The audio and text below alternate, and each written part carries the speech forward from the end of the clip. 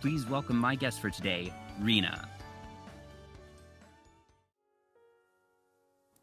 Hello. Hello. Hello. Hello, Rina. Hi Welcome everyone. in. Hi Jay. Oh, I'm so excited to be talking with you. It's been a while, actually, I think, since we first sort of crossed paths. I can't even recall when it began. That some guests I have a very vivid memory of. Oh, this is the first time that I was rated into their stream, or this is how I found them. I know that you've actually tuned in for several of my shows in the past. So first off, thank you for tuning in. But I'm really happy to have you here today. For I'm guessing most people in the audience today, most people are going to be already familiar with you, but for those who aren't, if you could please introduce yourself. I'm really nervous right now, so I'll try not to stutter or sound so, you know. Hello everyone. My name is Rina. You can also call me Bunny. I I'm a bunny girl VTuber. I mainly do ASMR. Probably play some games, company games here and there. Mainly ASMR because I really love doing it. I'm very soft, timid, shy. Um, very lovey-dovey. I love romance. I'm a super girly. Crybaby. I'm a crybaby. I'm very playful, very shy. I'm Hi everyone. Hello, indeed. So Hello. you've had a very busy week. You as always, are streaming 4, 5, 6 times a week, usually doing ASMR content. You had a very exciting announcement just yesterday, I think it was, that you're going to be doing some merch with Uwu Market, which is definitely that. I feel like they've sort of become the brand name in VTuber merchandise. I've actually had Yes. several of my past guests that have worked with them, and it was really exciting to see that announcement yesterday. And I know at least one other of my previous guests are in this month's batch. There have been several in the past. I'm assuming that you're still in the early stages, and obviously you can't talk about the merch that you are developing with them. But when you yourself go out there and are buying merch, whether it be for VTubers or for a show you like or something like that, what type of merch do you usually enjoy and buy for yourself? Well, I do like merches that are super cute. So I can use for my room and stuff like that. I I would buy stickers or keychains, plushies, sometimes clothing, stuff like that. But Mm-hmm. I love stickers and keychains and those little cute things. I like those. Yeah. For me, I suppose the term would be utilitarian, that I usually go for things that I'm either going to see or use on a regular basis. I feel like stickers are actually a really utilitarian thing for those who enjoy them. Stickers just aren't really my style. I usually go for things like t-shirts. I really like jackets, ones that are, Ooh, zip up. those are That way they good. can be something that you wear when it's not too hot, not too cold. They go into a lot of different times of the year that you can use them. I also just really enjoy things like, something as simple as either pens or Oh objects that you yes, would already have on your desk and use, but mouse then, pad. yeah, exactly. Something like that is Yeah. gonna be something that you're gonna want in your everyday life that you can have with, whatever brand or VTuber or show or whatever. And that way, all those different times that you use it, that you just smile a bit, and it adds a little brightness to your day. So definitely looking forward to whatever it is that you end up releasing with Uwu Market. That their products suddenly seem to be really, really good. I don't think I've heard anything bad about any of the stuff they've done in the past. So I know that's going to be for a June release, I believe. So folks are going to have to, keep an eye out and see what comes of that. But it's definitely going to be very exciting. I'm very excited. I can't wait to see. Mm.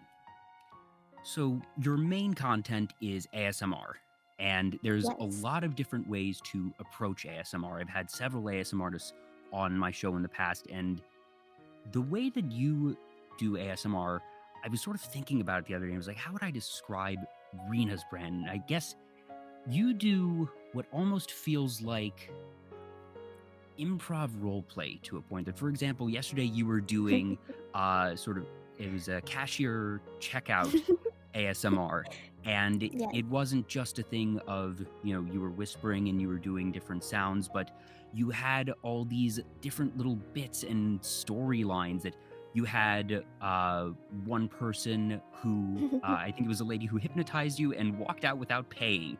There was another person who had to get the bathroom key because sometimes when you go to grocery stores or places like that, that you need to get something Yes. to get access to the bathroom. But you have all these different little things that you do, and you're really putting on a show of all that. I'm curious, do you have any background in improv, or is this something that you just sort of picked up along the way? I kind of just picked up along the way, just go with the flow, whatever I feel like doing. I do like role playing here and there. One of my favorite things about ASMR is the role playing. And, maybe one day I'll sign up for like voice acting or, be on a TV or something. But I really enjoy role playing for sure. Do you have any favorite sort of scenarios that you've done that I definitely couldn't list out all the ones that you've done, but it's definitely something that you keep the variety in your ASMR streams, that they aren't always given Right. that type of theming, I suppose, but you definitely have a bunch of them that this wasn't a anomaly of having something really creative like that as sort of the backdrop. I I did I I let me see. My favorite parts, I think this week the what I like was the cop roleplay. It was pretty That's right, funny. you had that one the other day. Yeah, and then I also like I think it was the day before yesterday, I think, at the Tingle dealer. I just sit in a bench in a park and just pretend like I'm selling some Tingle toys to chat, and it was really fun. It's really fun to talk about and play with it at the same time. Mm. Also, I've missed a bunch of follows. I'll just go through those super quick. Yidbot, Yidle, FTWOBR 2000, Scotty Krieger, Mythic Calrin, Azathos, and LM Ortiz. Thank you all for the follows, and thank you for tuning in. Hey everyone. Uh, do you recall how you got into ASMR? That it's something that I feel has really grown as a genre, that obviously ASMR has been around for a while, but it's the type of thing that I feel in the past several years, especially with live streaming, that has gotten even bigger. That, rewind a couple years, it was definitely something on YouTube, but I think it's pretty safe to say that the ASMR community and ASMR awareness, for lack of a better term, has really increased. So, what are your ASMR origins? Well, I guess deep down I really like arts and craft, those relaxing stuff, being creative. And I didn't realize that until, I started out as a gaming streamer. I played a lot of Overwatch. I didn't realize, I thought that's what I wanted to do, but then people in chat were like, you should try out ASMR. And I tried it out, and I just sit there, color, write, read, or just, play with stuff and just talk to people. And I don't know, I kind of just started really liking it. And I feel like, and then I learned that you can roleplay and stuff, and I'm like, yes, I want to do this. And it's sort of a stress reliever for me, just relaxing, being comfy, and helping people feel that is what I really like to do. Mm-hmm. I actually did my own first ASMR stream. It was a couple months ago now.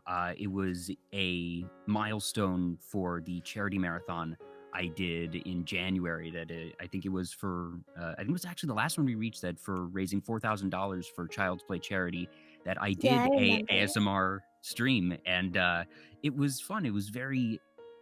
It requires a lot of forethought and a lot of.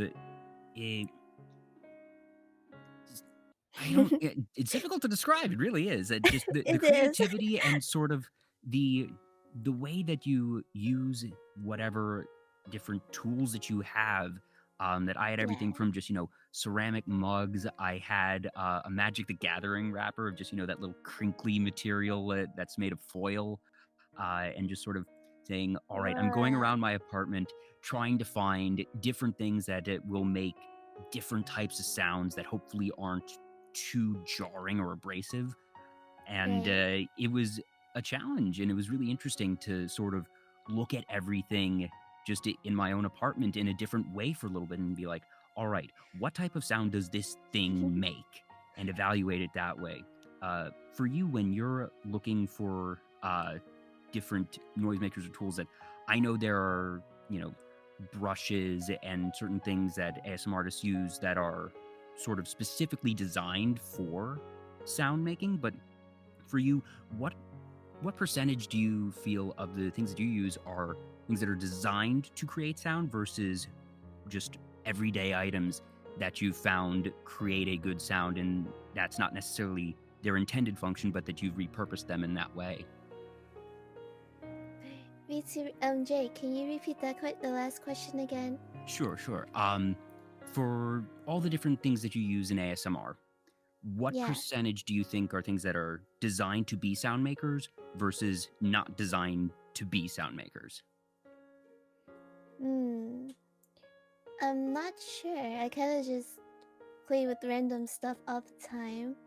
Um, I guess anything can be used for ASMR, from kitchen tools to uh your school. Like notebooks, pens, plushies. Anything could be used. Kind of like kung fu. Anything can be used to train. I don't know if you watched that movie, The Karate Kid or something, but yeah, anything could be used for ASMR or kung fu or, you know, Mm, kind of like that.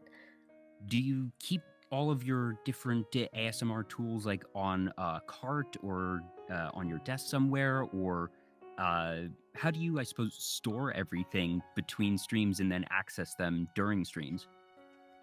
Oh, I just went to like the dollar store or Daiso and buy like these little boxes, and I just stack them on top of each other on my desk. So you Mm. know, more space on your desk and really organized. One box is for a bunch of those squishy balls, some for cat toys, some for like toothbrush brushes, those anything that's long, and there's some for things that are like furry, stuff like that. About how many boxes do you have nowadays for all the different objects? Oh, more than 10. I just stacked Oh them on top my. of each other. Careful, you don't want them toppling or anything. I will. Any favorite items that either just that you find them very fun to use or that you personally really enjoy the sound that they make? I like squishy balls. I think Jack knows this. I love squishing the balls and the sound that comes out of it. Some like some balls are spiky, some have sand. Um, what else I like? Some have water inside. I like the sound of water. Ice globes, hourglasses, spray bottle. Ocean sounds, stuff like that. Mm, were there any objects that you didn't expect to be particularly impactful or useful that really exceeded your expectations? Mm. I didn't think people would use fake grass. um, Fake uh, grass? yeah, fake grass, tubes, Christmas items. Um, what else? There's too much to Yeah, no, it's there's like too much. as you're listing out all Yeah, these things, I'm thinking of them. It's like, okay, yeah, no, AstroTurf is a thing that people use. I never thought of it as yeah. something that would be useful potentially for making sounds, but now that you say it, I'm thinking it's like, all right, yeah, that it's sort of that soft type of sound, and uh, the either crunching grass or just sort of rustling of grass is a very unique naturey sound that is one that you're not going to be able to really make very Yes. easily. So the concept of using something like that, because certainly you're not going to bring up a bunch of dirt and grass from the garden or wherever and have it at your computer. So something like AstroTurf or fake grass like that is going to actually be really useful. Ooh, the blenders, that cup that people use. You can like travel cups that have blenders inside of them. Vibration ASMR. What else is there? There's wood. There's so much stuff that you could use. Literally Mm-hmm. anything. Yeah, because everything makes sound one way or another. That just, Right. even if it's not designed to create sound, that just when something is hit or tapped or flicked or whatever, that doesn't matter if it's your desk or a pillow or whatever, that everything has its own tone. And that was part of when I was collecting items around my apartment, that literally I would just, go up and tap everything on my desk or on my shelves and be like, what makes an interesting sound? Yeah. On top of the different sounds and the sort of role play scenarios that you have, you also make very good use of assets that people will see. If they're on VTuber Twitter, usually a couple times a week there will be a new set of assets that either VTube Studio or other artists will Yeah. upload for public use, and there's a lot of different things. And if I had to guess, my guess is that you just sort of collect everything, because there are assets that I feel like most assets end up being used a lot for a week or two, and then it's on to the next trendy, different asset. But Yeah. on your streams, I will see ones that, oh, I remember that from 3-4 months ago. It hasn't been around a bunch since, because a bunch of new things have come along, but that you still have them, and that you still cycle through all these different things, and you're really putting on a show with all of it. How do you have all those set up? That do you just have a very big stream deck with it all, or do you have things organized in OBS so that you're able to do this easily? What's your system for all that? I'm still figuring out how to do with the OBS, um, I have a really small Steam Deck. Um, I I just mix and match VTuber assets together, find them on Google, or just find some transparent PNG or VTuber assets on Google, or there's Discords that you can find them, or just on Twitter. There's there's assets in Ko-Fi. They're everywhere. You just have to look for them. No, we don't have Google. Mm-hmm. Yeah, that for the police officer one the other day, that there's the the handcuffs, the little officer's Oh hat, yeah. and like I remember seeing the handcuffs several months back, and like I said, that's one of the ones that you see it around for a little bit. It usually has its day in the sun, and yep, and there it is. Yep, and you just have it ready. And I like the extra accent of the aviator glasses. That it's a very nice extra little touch there. Yeah, I just put them together. If they're not from the same link, I just mix and match stuff. Mm. Are there any, I suppose, either scenarios or assets that you haven't done yet or haven't seen yet that you either hope to do in the future, or assets that you're like on the lookout for of, oh gosh, I hope I see this thing because I think it'd be really cool? um, there's a lot that I'm still looking for, but there's one that's on my mind. I'm looking for those chain, the neck chain. I kind of want to do like walking your pet ASMR. Um, I'm Mm. looking for that, but I couldn't find any yet. Because I know there's the there's like the different leash and collar ones, but Yeah, not one that is chain. If you're looking for that particular style. right. I might just draw them. We'll see. Yeah, I guess if you can't find it, to make it yourself is always an option. Yeah, And ASMR at large for you is, like I mentioned, ASMR is a lot of different things to a lot of different people, both those who listen to and consume ASMR and those who are ASMR artists themselves. And for right, you, uh, the phrase that you used when we spoke earlier was using ASMR for therapy and comfort, and that right. really is the sort of focus of your ASMR content.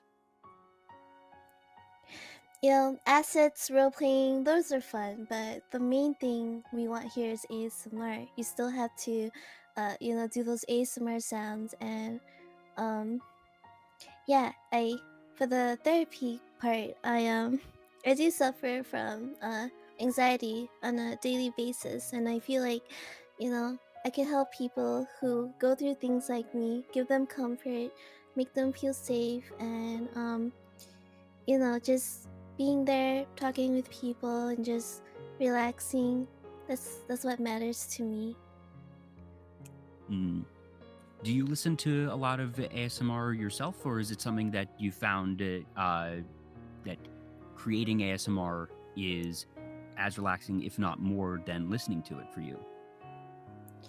I do listen to a lot of ASMR, mainly on YouTube though, but there are a lot of good ASMRs on Twitch as well. But mainly I watch on YouTube, just the role playing, the props they used, and stuff like that. I want to gain inspiration, and probably one day I want to come up with new sounds myself. Hopefully. Mm-hmm. Um, One thing that I found really interesting was that you mentioned that at one point you were looking into going into nursing, and it's not something that you continued with, that you decided that wasn't for you. But I found it, I suppose, fitting that someone who had interest in nursing would then have interest in this type of ASMR, specifically using the word therapy and comfort. That obviously a nurse is someone who is Right. looking out for others, trying to make sure others are healthy and comfortable. And obviously, the role of a nurse is very broad. That nurses do a lot of different things. So I don't want to limit it to just that, but I suppose it feels, like I said, sort of fitting that the type of person who would want to be a nurse would be interested in ASMR, because they both come from places of caring for others. Right. Um, I'm a very caring person. I love to heal. I love to bring, uh, you know, spread love, and I, uh, I, I do love to heal people. So, I used to be a nursing major. I finished my, nursing prereq classes, made it into nursing school, but I kind of just quit because I don't know. I feel like, just maybe it's just in my head. Like thinking about saving lives, that's a big deal. A lot of pressure, and I do have anxiety. I yeah, I quit and changed to a math major, but I don't know. I might go back to being a nurse again. Mm, Um, Sorry, I lost my train of thought for a moment. It's uh, okay. for I suppose the going from nursing to math is a very interesting transition there. That obviously there's going to be math, there's going to be metrics involved in nursing, but Right. I suppose they aren't exactly fields of study that people think of as being super closely related. What was it that made you want to take that particular shift? That not so much why you moved away from nursing, but when you determined that nursing wasn't for you, what led you to math of all things as your next choice? Well, I am pretty nerdy in real life. I'm very academically high achiever. I love math and science, so math is second on the list. Why not try math? And I love logic. I love solving problems, and just sitting there, relaxing, solving a puzzle. It's kind of a stress reliever for me, and I thought math was fun, so I I went for it.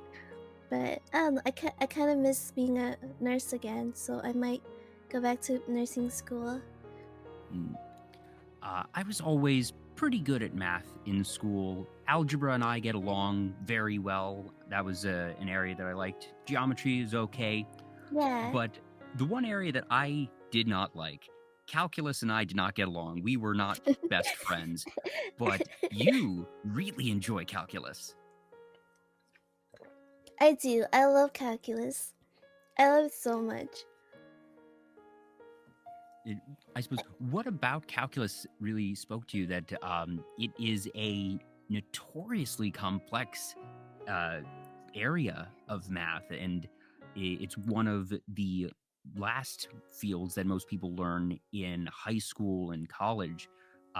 Was there something about it, either the way that you calculated things, or was there some, beauty of finding the area under the curve that really spoke to you? While other math, like you have to explain it with words and all that, and calculus, it's mainly just memorization, I think. I love solving puzzles, but I do have a pretty good memory and, remember formulas and derivatives, limits, integrals, and, just solving them without, writing so much, because a lot of math classes are theory based. And for Yeah, I this guess. one, it's mainly Yeah, just, yeah, yeah, there aren't the long written out proofs for calculus. right? That it's usually just getting the derivative and finding the solution or the limit there. So that does make it sense, Yeah. actually. And I think that's part of why I enjoyed algebra, because it was find the variable, that there was a solution and that it was just sort of calculating things out. And I was actually sort of surprised with how little I liked calculus, because it was the type of thing that I had been pretty adept at other ones, and I was passable at it. There were certain concepts that were just really difficult for me, but it was one that after that particular course, I was like, okay, at the very least, I know that math is not a field that I want to go in long term. And I'm glad I made that choice, but I'm also really glad that you enjoyed it. That I love seeing people loving things. And even if it's not something that I myself love, that I'm very glad that there are people who enjoy stuff like that. And I had several friends, actually, some of my roommates in college Yeah. who were math majors, and I would occasionally Well, see them doing homework and proofs, and I would sort of glance over their shoulder and be like, "Yeah, I'm glad I'm not doing that, but I'm glad you enjoy it. Keep at it, buddy."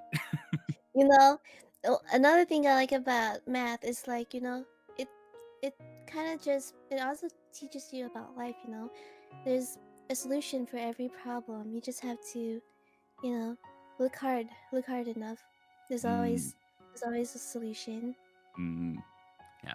One thing I enjoy puzzles. I enjoy puzzle games, physical Yeah, me puzzles. too. Are you familiar with the Professor Layton series by any chance? Perf- Wait, what's that? The Professor Layton series, it was a set of games that was on the Nintendo DS and later the 3DS, and it's all puzzles. So that might Ooh. be one that you would find interesting. And one of the things that you actually just said, it very much aligns with a dialogue line that Professor Layton, the character, has, and it's every puzzle has an answer. That's one of the things that he says when you solve something in the game. So hearing you say that just now sort of made me think, oh, Oh, okay, I'll write that down. That looks fun. I mean, that sounds fun. I want to try it out.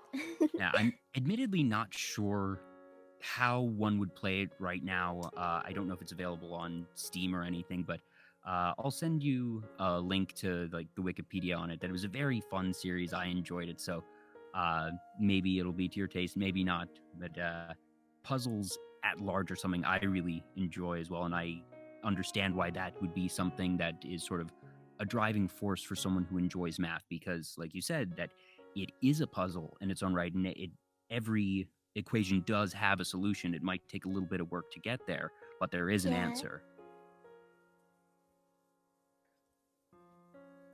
Is there something that you would want to do that, if VTubing and if ASMR wasn't an option, that would there be a field that you would want to go into using math or calculus, whether it be as a teacher or if there's a field of study that uses calculus that you would want to apply it to?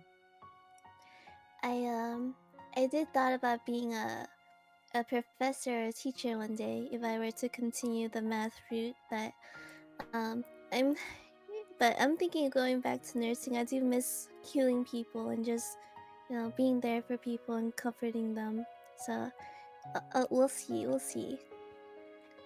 Mm, definitely that it's I think it's very good that you are self-aware to the point that you understand and follow your own shifting passions that for whatever reason that you determined, all right, nursing was something you were interested in, but then said, okay, maybe it's not for me, and that you moved to calculus and to math, but are still staying open-minded and saying, okay, now that I'm exploring these other new things, maybe I do still have this passion for nursing, that you didn't mentally close that door, because I Yeah. know that some people, when they shift fields of study or shift jobs or hobbies, that they can sort of mentally shut themselves off and say, all right, I don't do this anymore, and I can't go back, when that's frankly not the case.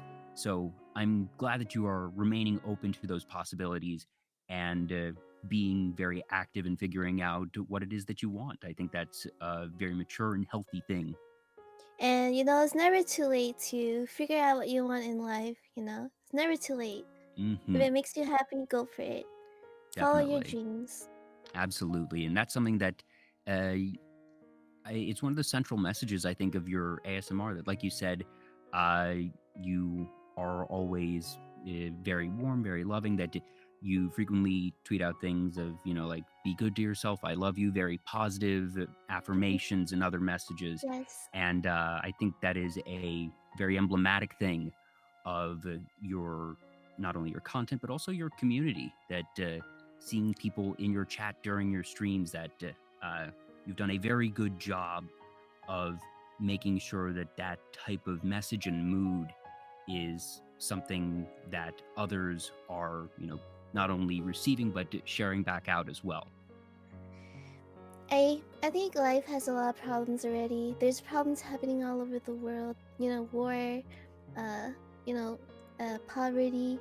Why not do my best? Do what I can. Spread positivity, spread love, spread kindness.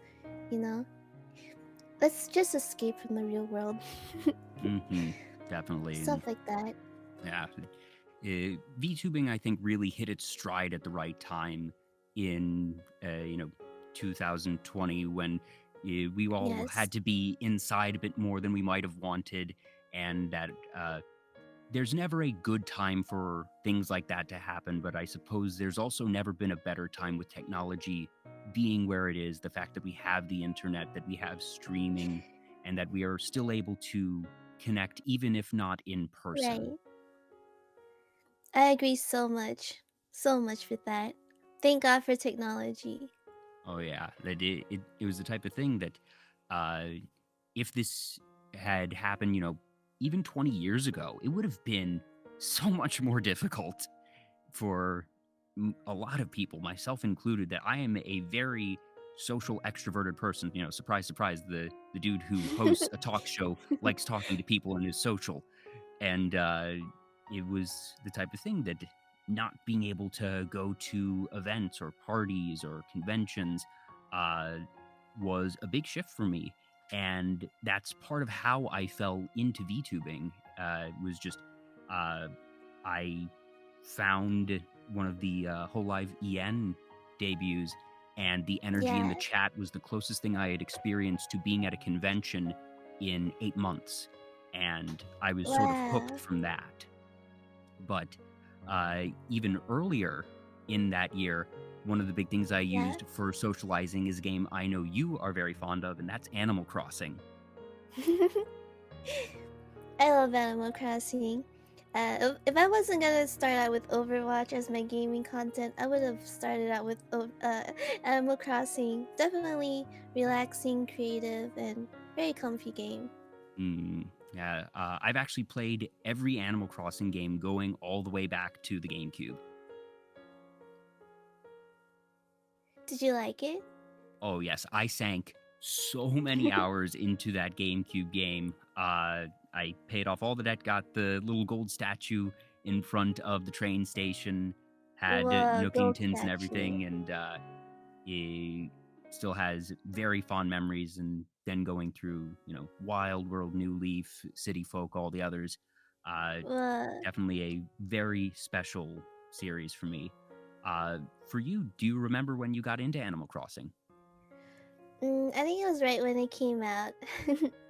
I was really into it. Everyone was talking about it. And then I did some research. I'm like, ooh, I want to play that. So I did my best to, run to the store to get the Switch in the game before it runs out, because it did run out the next day. So thank Mm-hmm. goodness.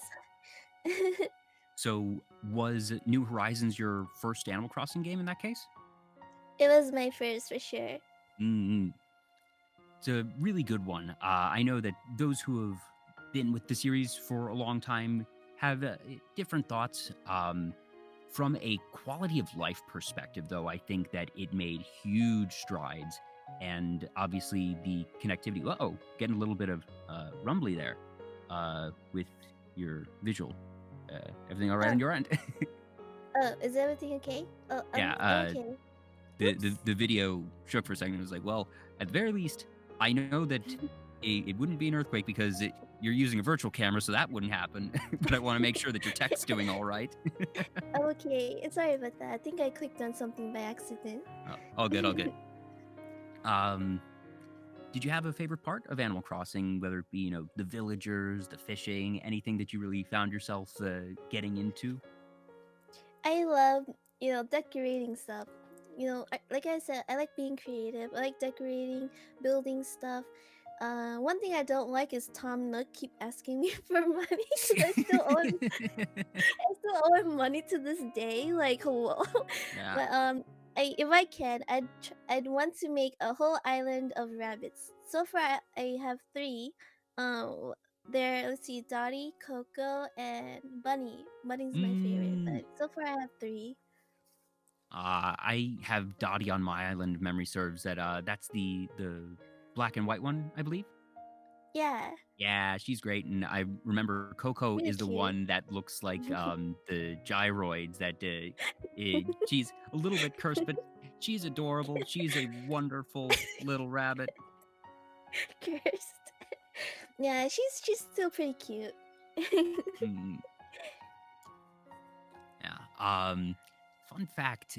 This is something I've mentioned on a couple of my previous shows, but Animal Crossing is actually directly responsible for the existence of VTuber Talk, because in middle to late 2020, there was a Animal Crossing talk show called Animal Talking, and it was run by a guy named Gary Whitta, who is Wait, really? actually, yeah, not joking, that Gary Whitta What? is actually a Hollywood writer-director. He's most known for writing Book of Eli. He wrote Star Wars Rogue One, the movie that he did the script writing on that, and has done several others as well. And obviously, Hollywood also had to shut down in early 2020, so he had been getting into streaming, and like many people had been playing Animal Crossing, and he loved late night talk shows. So he made a talk show set in the Wow, basement of his Animal Crossing house and just that's started so streaming it. cool. And it took off. So he started inviting some big content creators. He had Dr. Lupo on.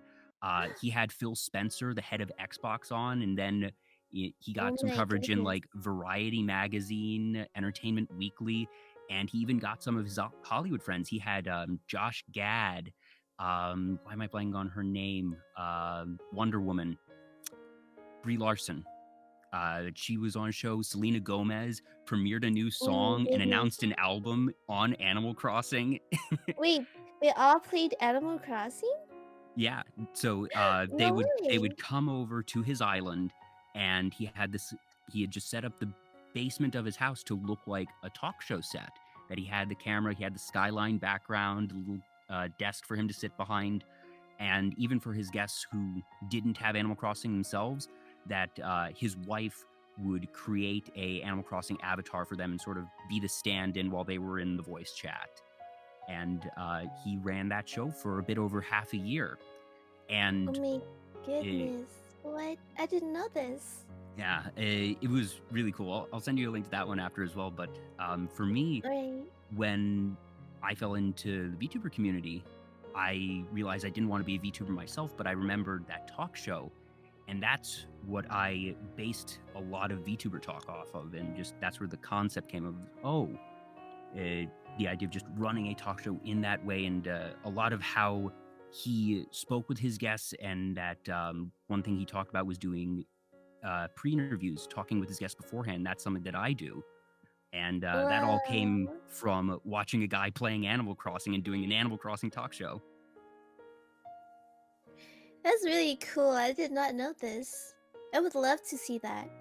Yeah, he hasn't had a show since I think the last one he did was Halloween 2020. That he was able to get work. He's since actually done a book, and has obviously Hollywood sort of reopened again. So it was never expected to be a long-lived thing, but it was really neat for while it lasted. Who's your favorite Animal Crossing character? I like Bunny. Oh, my favorite is Lily the Frog.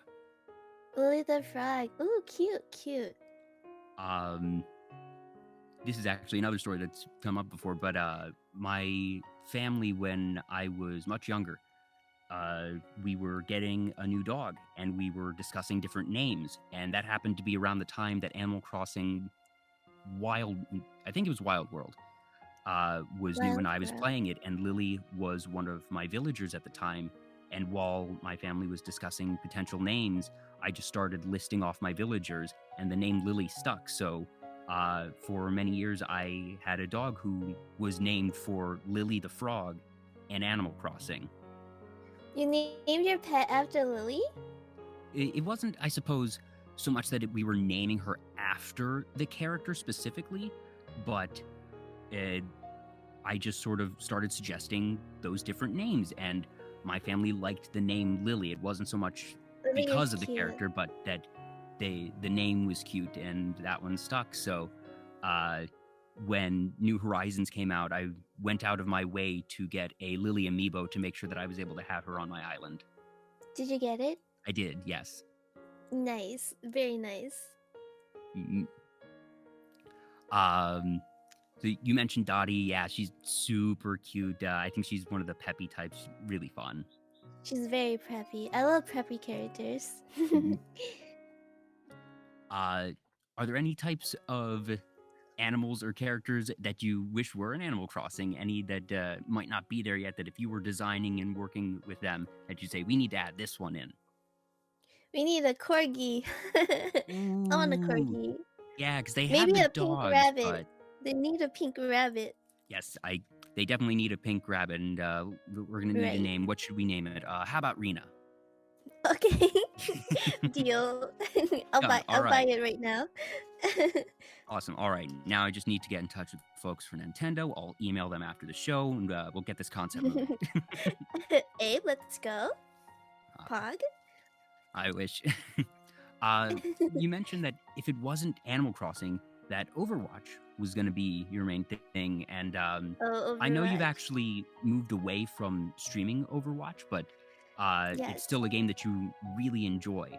I myself am awful at first-person shooters, but I love watching them. For you, do you have any favorite characters to play? I started out being a diva main, but it's just I don't know. And then I think I like playing support more, so I chose Mercy. I'm a Mercy main now, but my favorite characters are Mercy and Diva. Tank or healer. I don't do DPS because my aim is pretty bad. I don't want to make people lose and stuff. So yeah. Gotcha. And all going back to the desire for healing and comfort, that it sort of fits once Yes. again that you would want to be a healer or a support character there. Yes. Any favorite in-game memories, plays of the game? Just I suppose really clutch moments where you're able to heal someone and that they were then able to finish off the opposing team or something like that? I love when I get plays of the game as Mercy. Like, I'm supposed to heal, but Mhm. I don't know. I just started shooting people instead, and I got like 3 kills as a Mercy, or Nice. I I got more. I get gold kills as a Mercy, or let's see. A long time ago there was like this 5-man res from Mercy, and I got the POG for that. and DOVA as well. I got the 6-man kill with my mech, and those are some of my favorite POTGs of the game. That's awesome. Have you gotten the Overwatch 2 download beta yet? I know that that actually got released in the past week or two. I have, and there's so many changes to the game. The character changed, the map changed, the uh, animation, the graphic change, and I'm still trying to get used to it. There's a lot of change, and I'm not sure how I feel about it because I'm so used to the other one. Yeah, it is sort of weird to think of how long Overwatch 1 has been out, and that when it was Right? first announced, it was a really big deal for Blizzard because it was the first time that they had announced a new property in 17 years. Because for 17 years, it had always been sequels for them, whether it be something for Diablo, Warcraft, or any of their other IPs. But Yeah. Overwatch was their first really new thing, and they obviously put a lot behind it. And it's lasted a good long while, and they still It have the did. Overwatch League, so it makes sense that you and a lot of other people are just so used to it over time that it's a little bit difficult to make the shift. And I think it's going to be interesting to see in the coming months, both with the beta now and then the full release whenever that happens, of just how people make that transition. I do hope this new Overwatch game won't be so toxic like the last one because um there's a lot of toxicity in the game. Kind of just gaming has a lot of toxicity, toxic people in it, and I just oops sorry, and so I Honk. just um I just I don't want to play it too much anymore. I don't know how to describe it, but there's people are like, oh god, there's a girl on our team, we're gonna lose, and Yeah, it makes me very unfortunately, anxious. yeah, unfortunately, you're right. Frankly, that it's not just a problem for Overwatch; that it's a problem with gaming as a whole, and it's something that seems to be particularly problematic for competitive games. So, Yeah, uh, I hope that things improve. I me don't too. know how optimistic I will allow myself to be, but at the same time, change like that still happens. It's usually slow. That I would say, I think things are probably a little less toxic than they were, you know, 5, 10 years ago. It's not where it should I be. It's agree. not where I'd want it to be, but that both from a combination of community maturity and also, frankly, just better moderation tools that have been developed by the companies I agree. themselves, that things are usually nudging in a better direction. I think it'll be a while before we have, true lack of toxicity. I don't know if such a thing will ever happen, but, take the improvements where we can and little by little improve things.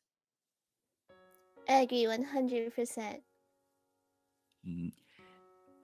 Is there any type of character that you really hope to see in Overwatch, that if you were able to design one, whether it be a particular ability or just, a visual look of a character that you'd like to see in the game?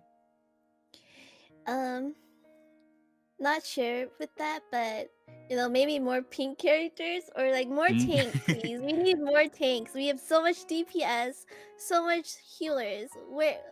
There's not a lot of options for tanks. We need more, for sure. Mhm.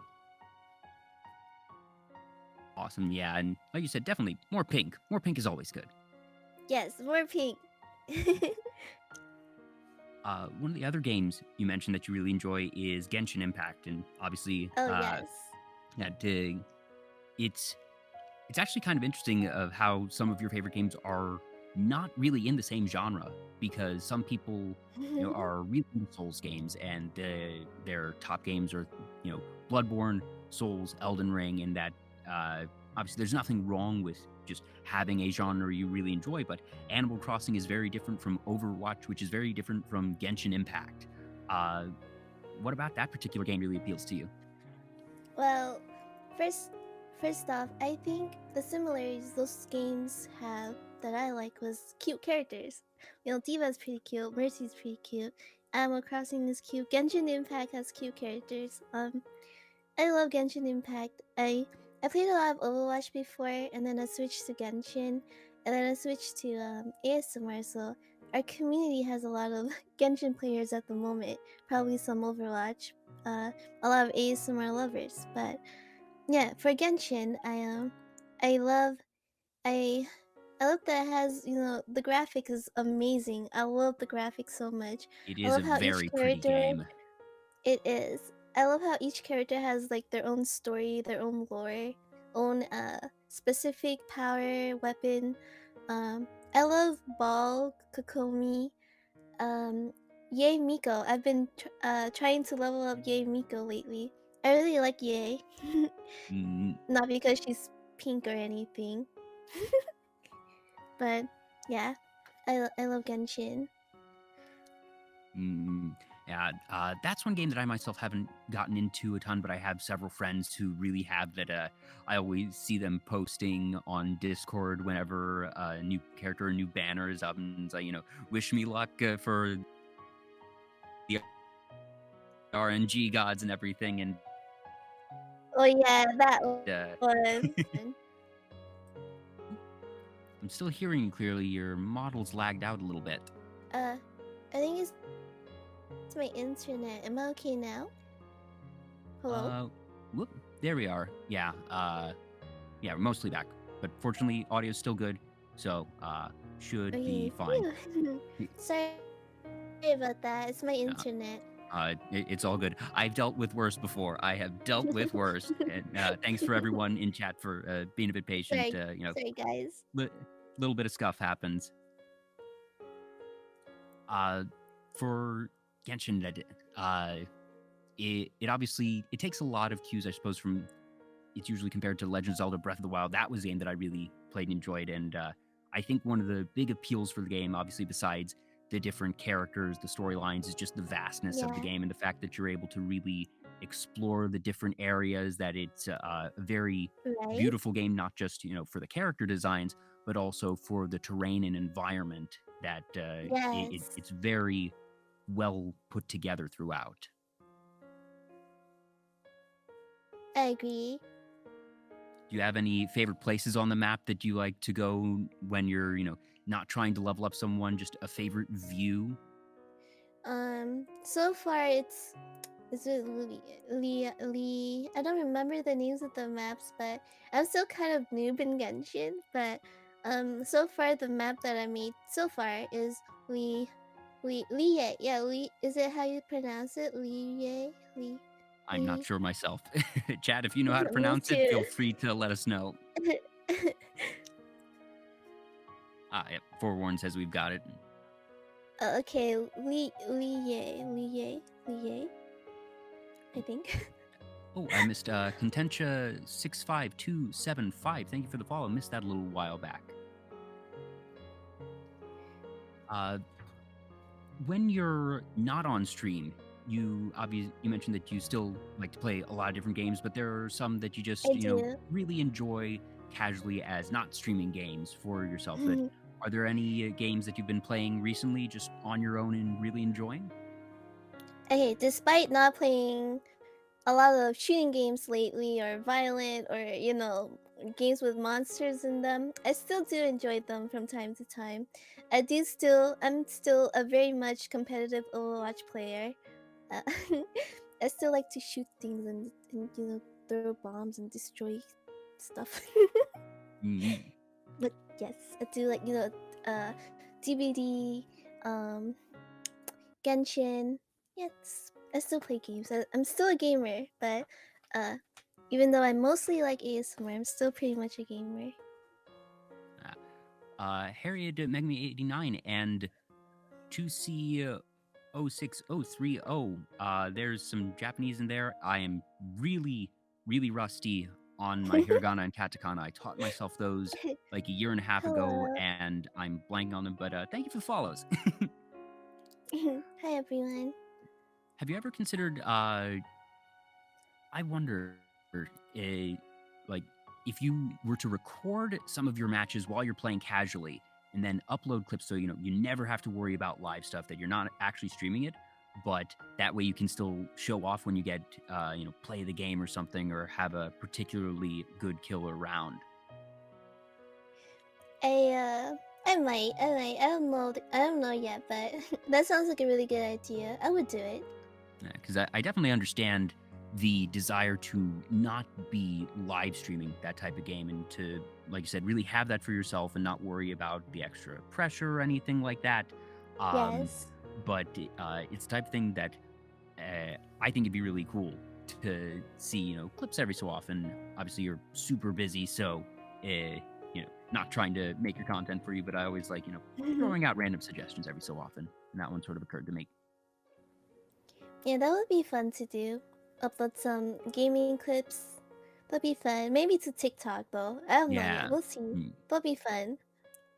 Yeah, I got a TikTok account so I could have the Vtuber Talk handle reserved, and just, that was one of the things that I did when I first made the account. Of just, it was like, okay, I'll make sure that I have this. Haven't posted a dang thing to it because I don't have the time, and I'm not super good at Yeah, editing anyways. same. So Same here. trust me, no judgment whatsoever. I'm so behind. I'm so behind. Same. Love seeing other people make good stuff on there, and I know the folks who are able to make that part of their active content creation are really talented and very good at it. Very talented. I love seeing them. But it's not something that I myself have been able to, get the time or the technical know-how. So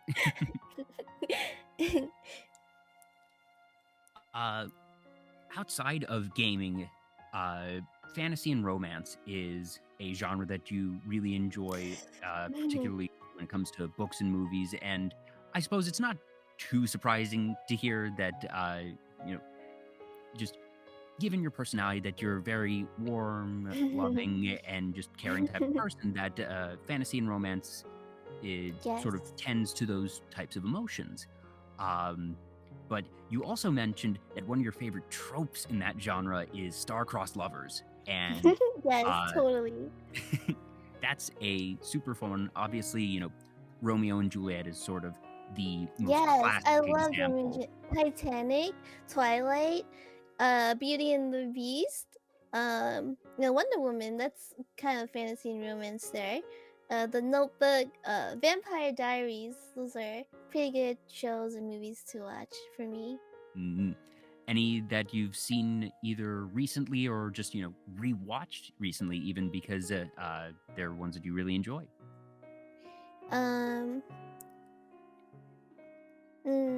Lately I've been watching more of a K-drama, C-drama, J-drama. Those I've been watching like different languages, and those are pretty good to watch too. Yeah, that's been one of the really cool things for content as a whole. That we live in a wonderful age of content. That it used to be, if you were into anime, that you were lucky to catch a couple of things on Toonami, and lucky if your local Blockbuster had a couple of VHSs.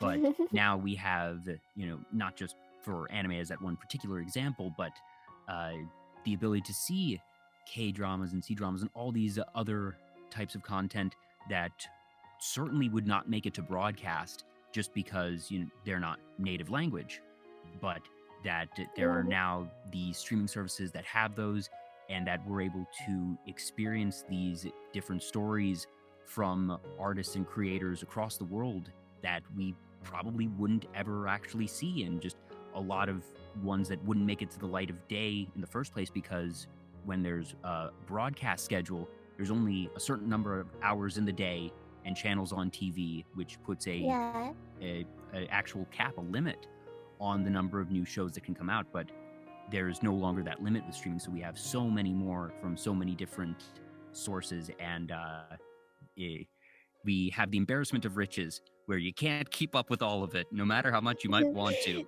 Right, there's so much to watch and so little time. Honestly, it's a struggle. Yeah. So it's very fun seeing all these different ones. any K dramas, C dramas, or things like that that you would suggest people seek out? I don't really know the English name for it, but there's one with the nine-tailed fox. She fell in love with this entity, I think, but no, he can't fall in love for reasons, and it's pretty good story. Let me see what else is there. There's like one with snakes, three snakes. No, it's I don't know the name in English. I forgot, but there's so many to list down. Mm-hmm. I'm trying to think. I watch a lot of anime myself. That there's, in terms of star-crossed lovers, a fun one I'm watching Yeah. this season called Love After World Domination, Ooh, like and that. it's the story of a Power Rangers type group, Super Sentai Ooh, type nice. group, and that the Red Ranger from the group has fallen in love with one of the generals of the evil army that they battle. Oh my god, that sounds like a good story. I would watch it. So it's very fun. It's definitely a rom-com. That it's not super dramatic. That um, you know, whenever the evil army attacks, that the Power Ranger like team goes and meets them, and that the Red Ranger always seeks out the opposing general, and it makes sense. He's the Wow. leader of the team and the opposing general, so they get into a fight, quote unquote, and then they take their Yeah. battle elsewhere because they're the powerful ones and that they could cause collateral damage. So he moves them to a different Wow. area, Epic. but that Yeah. means that they're out of sight. So in actuality, whenever they're moving away from the main battle to fight, they're just they're on a date. They're just hanging out. They find a nearby little field while the others are squabbling amongst themselves to just talk, sit, be together, go on a little romantic date. And if one of the others shows up, that they pretend to be fighting again, and that they have to keep the secret from both of their sides. Oh man, that's something I would totally watch. Like, I don't mind if it's rom-com, comedy, uh, maybe probably not horror, but like action, stuff like that. As long as it has romance, a little bit of romance, I would watch it. Mm. Uh, any so gosh, obviously romance is one of the broadest genres out there. That it's a very understandable thing. Obviously, that it is not everyone feels or experiences romance in the same way, but I would say that the desire for True. some level of human connection is relatively universal. That even if love isn't the same thing to everyone, that most people seek companionship in some way, shape, or form. And that makes it that it's Right. a very relatable genre in one way or another for, just statistically speaking, a lot of people. And it's a really interesting genre because there's so many different ways and stories, and seeing people interact and overcome their struggles, and especially when it's So something like many possibilities. It's yes, amazing. yeah, and especially with star-crossed lovers, seeing Yes. people overcome those difficulties, and Right? that we all want to believe that love will win out in the end, and Yes. that usually things are written as such. And obviously, tragedy is its own genre, to be sure, but Yes. Yes. that it's there's a reason that it is such a big thing and such I would say really eternal genre. I am. Yeah, everyone wants the comfort, the feeling. I think I'm yeah, the I love the feeling of love. I don't know if that makes sense. Oh, that makes perfect sense. That it Yeah. just sort of like I said earlier, I love seeing people loving things, and that even if it's not something that I'm interested in, that it, it's sort of an empathy thing of liking seeing people happy. That Yeah. you are able to experience happiness vicariously through others. I agree. Um. Oh yes. One other area that you mentioned you really enjoy is Marvel, DC. That you do like superheroes. Oh Um, my god, I love yeah, superheroes. obviously, Doctor Strange and the Multiverse of Madness came out this weekend. I have not seen it yet, so I will ask very politely, no spoilers in chat. But Don't spoil it. I haven't watched it yet. I'm gonna uh, watch it today, by the way. ooh, Today. very exciting. Have fun with that. Thanks. Do you have any favorite heroes, whether it be from movies, TV shows, even if it's not DC or Marvel? Uh, Wait, can you repeat that question? Jay, I Any kind of daydreamed a bit. all good. Any favorite heroes, regardless of if they're Marvel, DC, or from other sources? I think my favorite characters usually are people that are really nerdy, science nerds, I think. Like Spider-Man, Doctor Strange. Mm, Um so far those two are my favorite, even though I don't really like spiders, but yeah, Spider-Man is cool. Doctor Strange. I do like fantasy as well, so like maybe Wanda, what's her name? A Scarlet Witch. mm, I do like who else is a nerd? Who else is JJ Pun in the chat mentions the Hulk. That yes, that definitely the sort of yeah. the ultimate in brains and brawn there. Yes, do like them. Iron Man, the I do like yeah, I like the nerdy ones, I guess. Mm-hmm. Those are usually actually the ones that I enjoy as well. That one thing I enjoy in whether it be shows, books, movies, I like seeing smart people do smart things. Same. So things like whether it be political intrigue and the mind games there, or mysteries, and the Yes, detective being Sherlock able to. Holmes. Yes. Oh yeah. Oh my goodness. Intelligence is so attractive. I cannot stress that enough. It's so attractive. Mm-hmm. Well, for me, I guess. Yeah. um, yeah. So I definitely enjoy a lot of those heroes as well. That Iron Man was one that grew on me. That I thought he had a very Yeah. fun character arc, sort of going from the frankly, asshole playboy type Sarcastic kind of character, person. and Yeah. having that maturity and growth throughout his character arc was a really Right. cool thing to see. And it just in anime, a lot of my favorite characters are the ones that are, like I said, very smart. The folks that are thinking, or at least trying to think, multiple steps ahead, and Yeah.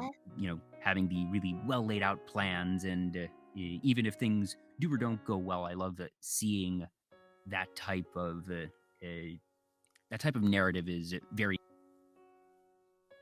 enjoyable.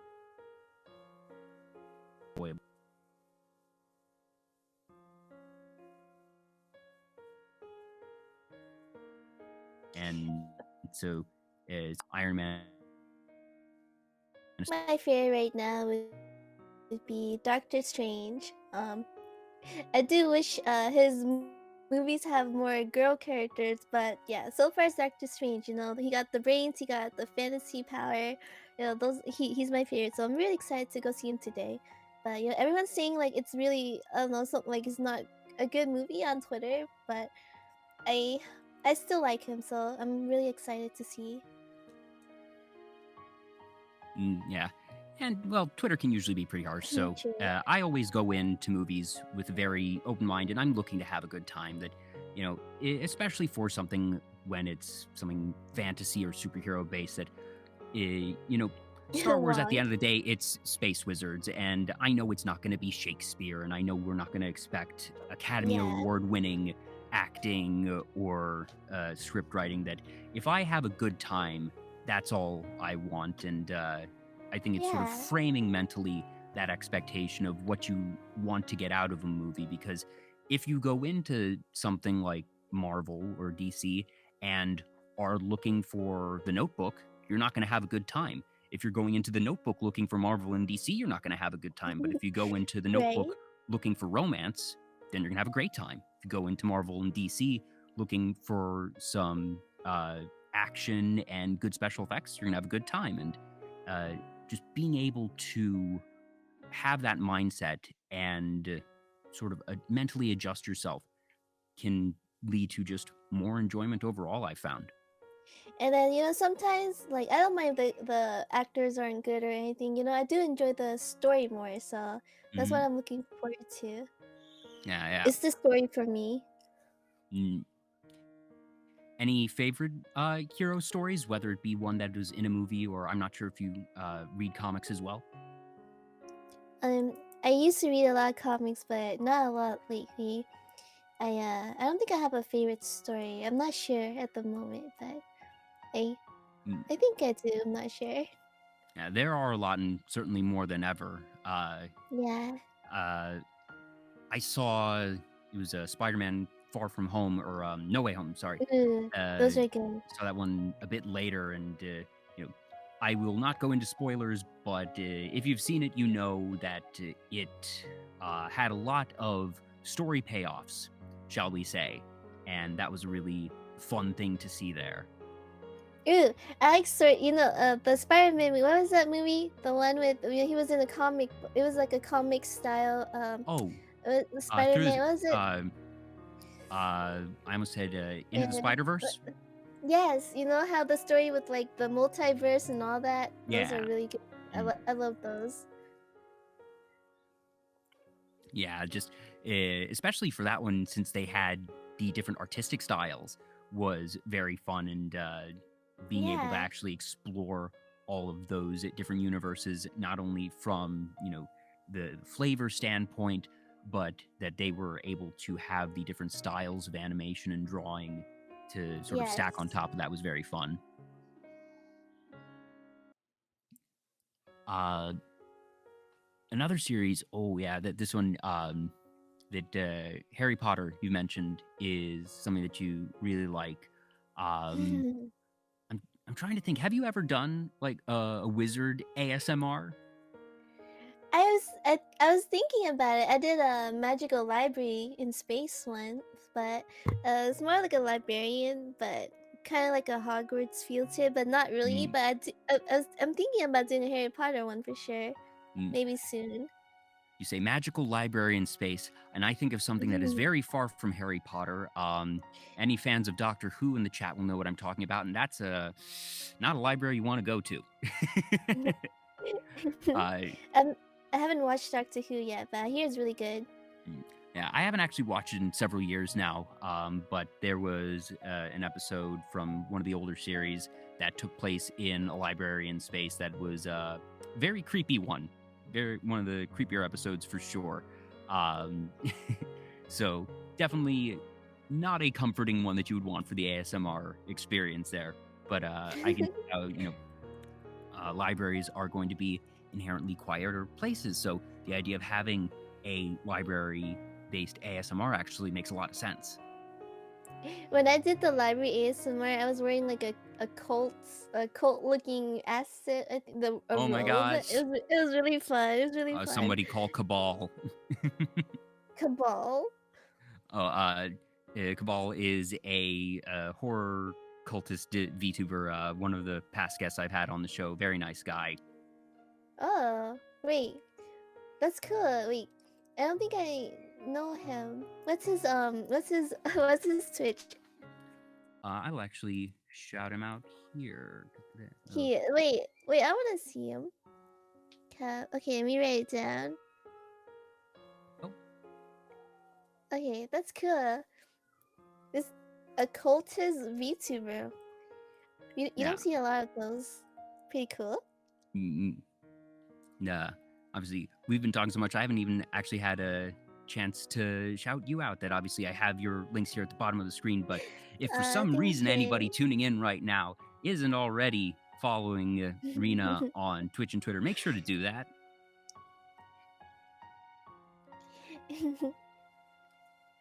Switch mentions that you haven't seen Cabal, but yeah. No, I have. I don't think I have. But I'd love to. I'd love to. Yeah, like I said, really nice guy. But anyways, sort of rewinding a bit to Harry Potter, magical libraries, and the sort. If you were to put yourself in one of the Hogwarts houses, which one do you think you would be in? I would pick Ravenclaw. Mm, I'm very much a nerd, so it just makes sense to me.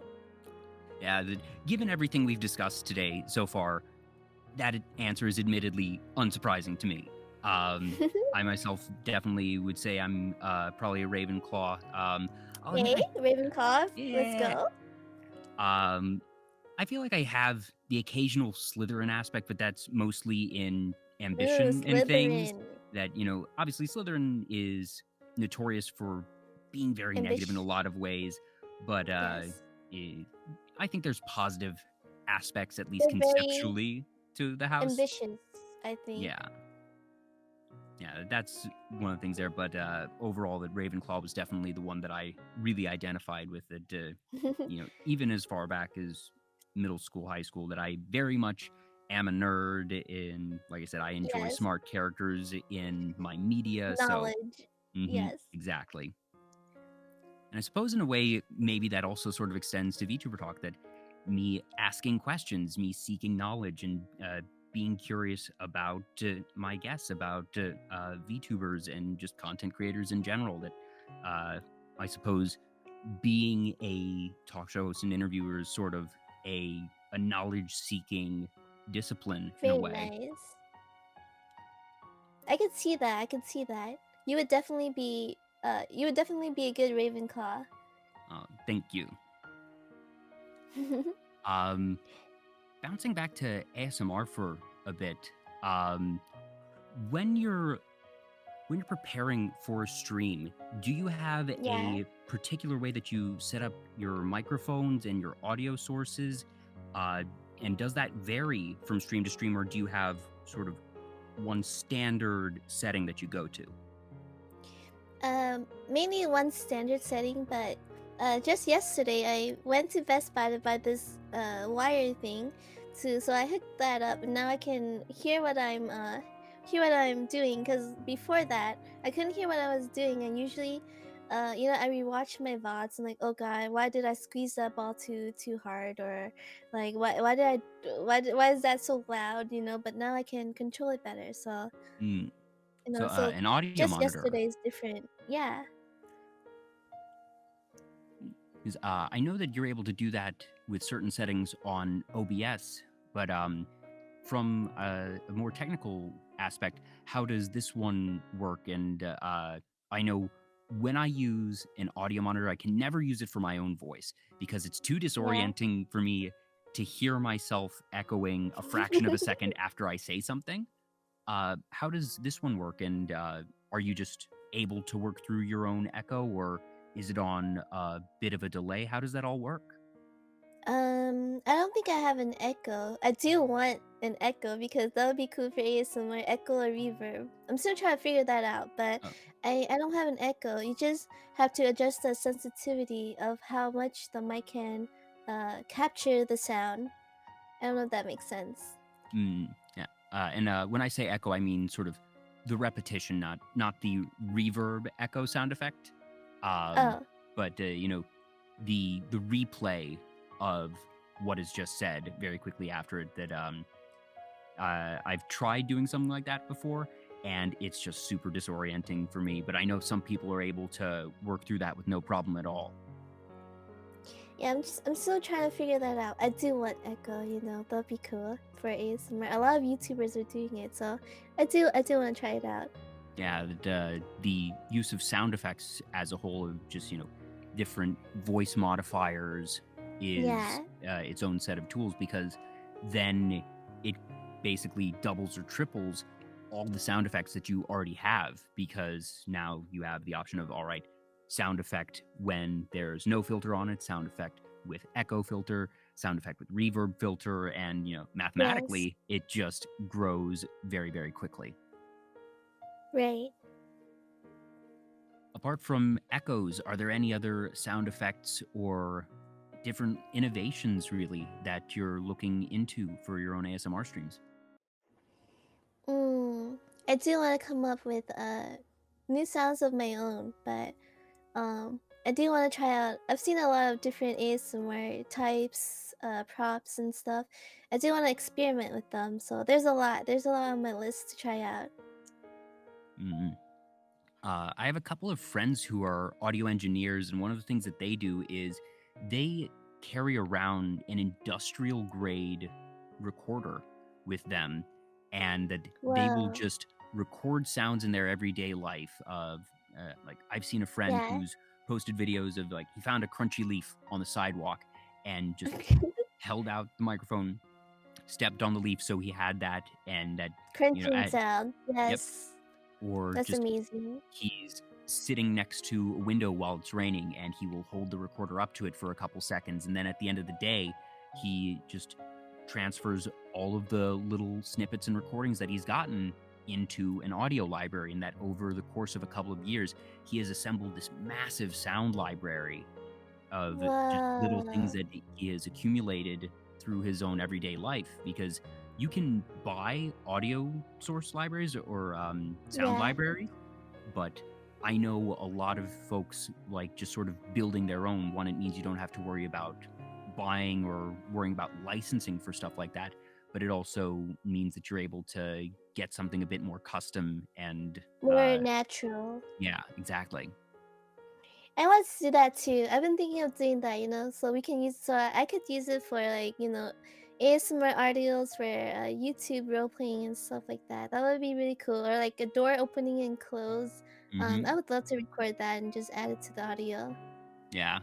I've also Yeah. seen ones where he's or other friends of mine have made a bit more of a deliberate effort to get sounds, and that they will just do a particular action 20 times Yeah. over. That, like they'll have a symbol and they'll just scratch a symbol 20 times to get little variations on it, or something like opening and closing a door, and they're just going to, all right, open and close it Yeah. quickly, open and close it slowly, open and close it in the middle, and just like find different ones, and then they have all these different types of things. And whether it be something like that for a professional audio library or something like ASMR, just the the variation and the practice and the iteration of it all is something Mhm. that I know ASM artists work at a lot, and it's one of the things I find really fascinating, because you can, squish a ball 50 times and have it never sound quite the same. Right, I agree with this. Uh, one of the, I suppose, I wouldn't say it's a entirely unique thing about your ASMR, but one thing about your approach to ASMR is that you are really always cognizant of how you present yourself, and that you are trying to help, in your words, remove the stigma of ASMR Oh, for right. your own content. Okay, I admit I do be a little sus sometimes with my jokes and stuff, but mainly I do take ASMR really seriously, and I don't, the stigma that ASMR is sexual or stuff like that. I don't want that to be what I'm trying to present. Like I do try to limit the ear licking, or I might just remove it. I don't know. I want to do it when I feel like it, not like, I don't want it to be too, I want it to be, I want to play with toys too, just help people relax. My main goal is to bring comfort, relaxation, you know, um, make people feel safe and happy, a safe place. That's all I really wanted. Mm, yeah, and obviously, there's nothing inherently wrong with folks who create or enjoy more sexual ASMR, but I, even as someone who is just a casual ASMR fan and not a ASMR creator, that I Yeah. do see that there is a bit of that stigma around it. And obviously, there's even very recently the use of the VTuber tag on Twitch has been a Ooh, thing yeah.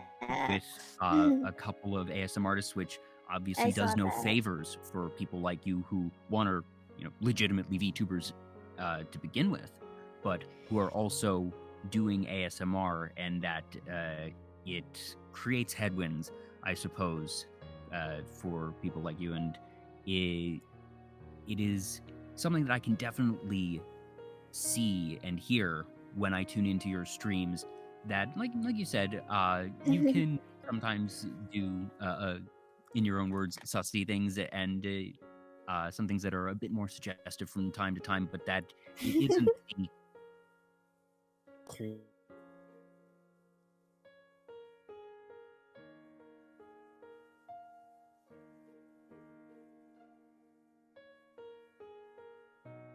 more of your content,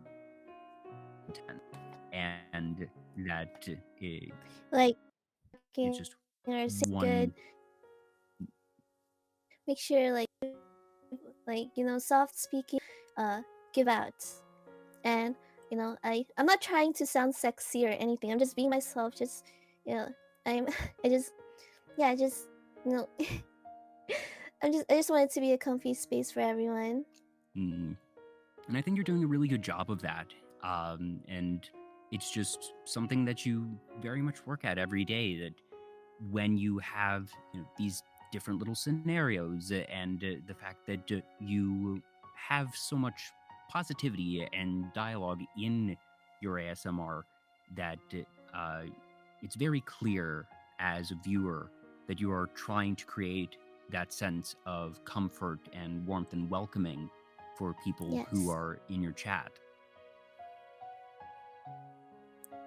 And I'm not trying to be sexy. I'm not the dommy mommy type or whatever. I just want to be just maybe I just want to be cutesy and just be myself. Just have fun. Just um mainly comfort. Like what I just said. Mainly comfort. That's what I want. Yeah. Are there any I suppose different are there any stumbling of my own things here? Are there any new takes on scenarios that you've already done? So one, you did the police officer one, you did the cashier one. Are there any that you found that had a lot of depth to them that you either have or would want to revisit because you think there's more to be done in those scenarios? I did visual ASMR as a experiment one time, just write on my iPad and it shows up on screen. The chat remembered a juice Squidward and stuff like that. I want to use that more for I want to do the visual more for like educational ASMR. Talking about nerdy stuff and make people fall asleep to it. I think that's a really good type of ASMR because I do listen to that and I enjoy it. And I want to talk about math or planets or, talking about history or stuff like that. But yeah, I do want to experiment with educational ASMR. I hope that makes sense. No, that makes perfect sense. And especially given your interest in mathematics and everything, that Yes. I think that could actually be a really interesting crossover of your different areas of interest. Like you said, just sort of either doing a PowerPoint presentation and presenting a lesson on calculus, but it's soft spoken in that you have sound Yes. effects of like writing on Yes. Writing either a ASMR. whiteboard or Absolutely. scribbling in a notebook, that you can actually create, potentially even go through a full curriculum. It would take a lot of work, but it's the type of thing that there is that possibility. And to be honest, I don't know if I've ever seen someone take that particular approach before. I do perhaps want to be the first VTuber to do that. Maybe. We'll see. We'll see. I don't know. I do want to do that though. Yeah, I think there's a lot of potential for innovation there. Yes. I do hope to one day come up with, my own ASMR sounds, stuff like that. I'm really into ASMR. I like creativity. Uh, I like these things. So, I take it really seriously. I study and I do practice off stream as well. For anyone who might be interested in getting into ASMR as a creator, do you have any, either books, websites, places to start for ASMR content creation?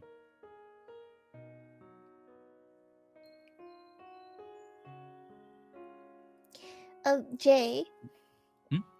is it okay if I ask to go for a pee break really quick? Oh, I yes. drink too much coffee.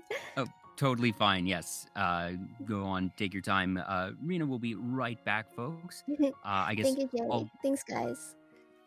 And Rina, I'm seeing some movement on your end. You back? Hello, I'm back. Oh, welcome back. Welcome back. What did I miss? Not much. Just sort of talking about the show and also hyping up Switch. He do be in a lot of universe. To Yes, me, he's kind indeed. of like Batman. He's That's always a in the shadows. He's watching. mm, that's a really interesting analogy, and I see it. Right? hmm Yes, he is the knight. He is the one bonking chat criminals, making sure that they are fearful and behaving in chat. Yeah. He's pretty cool. I love him. So you'd actually mentioned before you head off that you were drinking coffee. Out of curiosity, any favorite way that you take your coffee or any favorite blends? I used to buy a lot of Starbucks because student life and all that, but I like caramel frappuccino. I like the milkshakey kind of taste, but lately I've been trying to save money more. Make home coffee, and uh, I don't think it's my favorite, but it's pretty doable. I'm not that. Mm, I don't know what the word is for that, but yeah, it's alright. passable, serviceable. That coffee. I have a very wimpy palate that I whenever I have coffee products, it has to be something with a lot of milk and or sugar. I love the smell of coffee. That Me just going too. into a coffee house, the aroma is something I love. But I um, love it. I'm not one for bitter tastes. I enjoy sweet tastes. So black Same, coffee is definitely same. not something that I enjoy. I know some people just are able to, you know, just toss back a full cup of black coffee and Same. that bitter taste does nothing for them, but I uh, I I can't I handle do it. hear I do hear black coffee makes you more awake, but Yeah, I just can't make myself drink it. I can't. no, my palate just does not like it. Drinks black coffee from Pyrex measuring beaker, and honestly, I have that mental image of him that seems very in character for him.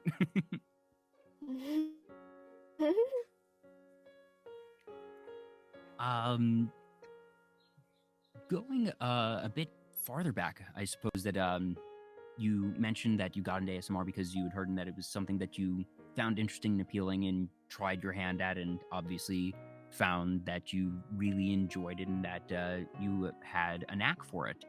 Um, Rewinding a bit farther back than that, um, I suppose you say that you are very shy, and Yes.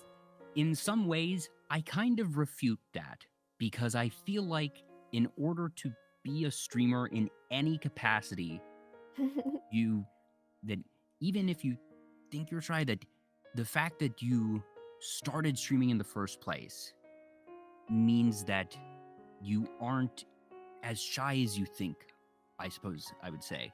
Um, I like that. what I usually don't actually ask my guests how they get into streaming, but in your case in particular, since like I said, you mentioned that you are shy and that the personality that you exude during ASMR is very much what we are getting now, and it is very much you, that you are a softer spoken Yes. person, that the voice that you're using is your real voice. Um, for someone who considers themselves shy, what was it Mhm. about streaming that appealed to you? Because it seems somewhat antithetical to someone who would be shy. So how did you end up here? Well, I do be pretty shy in real life, pretty quiet. Don't have that many friends, I guess. I'm not very outgoing, but I want to. I want to stop being shy. So, I started streaming, and I felt like I could be myself more. I think I do have an extrovert side, but I'm trying to. I want to be brave. I want to put myself out there. Get out. Go touch grass or something like that. Well, we already I had do you want to. touching the fake grass at very least. Yes. I do want to stop being shy. That's why, I try to find the courage to put myself out there to stream and, be myself more, not so, how I am in real life. I think. Mm, okay, so it it wasn't so much a thing of you necessarily aren't as shy as you thought you were, but that you Yeah. acknowledge that you are shy and that you started streaming out of the conscious effort to break out of your shell a bit. And if Yes. anything, that's a very brave thing. That the the recognition that all right, I either don't enjoy or feel that I am not good at socializing, whatever combination that might be, but Yeah. that you make that conscious effort and say, all right, I want to create a change in myself. And the confidence and comfort to put yourself out there with streaming is a very brave thing indeed, because obviously the internet is a very big stage. Twitch is a very big stage. Um, Yes. oh, uh, Switch chimed in that Savvy wanted to say hi, but had an internet issue. She sends her regards. Yes, and we send our regards to Savvy as well. Yes. Hi, Savi. Sorry, I derailed myself a little bit there. That you chose to stream because you wanted to make that difference. Um, Yes. how long has it been since you started streaming? Because if memory serves, I think it's been a bit over a year now. Because I remember you having it was either your first anniversary celebration or it may have been a birthday celebration a couple months back. But Yes. in what ways do you feel you've grown since you started streaming? I do feel like it's easier to communicate more, socially in real life. I feel like I'm more brave. I can just come up to people and say, "Hi, how are you today?" Usually I'm very shy, hide behind books and stuff, but now I feel more confident, I think. I'm guessing you can probably tell a pretty big difference in your early streams from your ones now, because even myself, I can tell that I've improved just as a streamer, as a broadcaster in the year and a half Yeah. that I've done this. And obviously, I still have a lot of growth to do and a lot of things that I want to change. One, everything as simple as getting maybe better overlays or better equipment, but that it's not just all right, you get to a point, flip a switch, and that you are then done. It is a continuous cycle of growth, and that Right? I'm guessing you can tell that difference over time. Yes. And in my life, because of my living condition, personal things, I don't have a lot of freedom.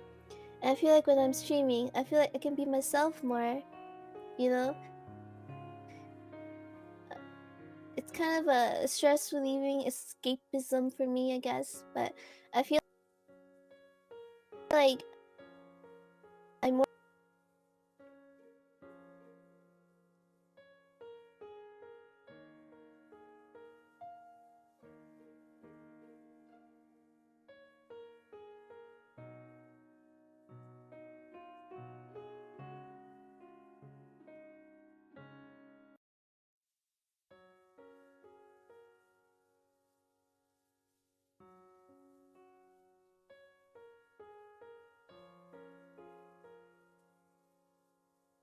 I feel like I'm brave. So streaming made me. Oh, I think my just didn't freeze. Hello? Uh oh. Standing by. Okay, I think things have woken up. I changed a thing on my end. Things seem to be behaving a little bit better now. Let me check, because I'm not seeing dropped frames, so it might be. And I'm okay on my side. Yeah, I think I, we're back now. I don't. Yeah. Okay, cool. Sorry about that, folks. Sorry, You'll have to let us guys. know that did audio cut out or was it just a chat thing that Can you in guys the still in the hear video? me when I was frozen?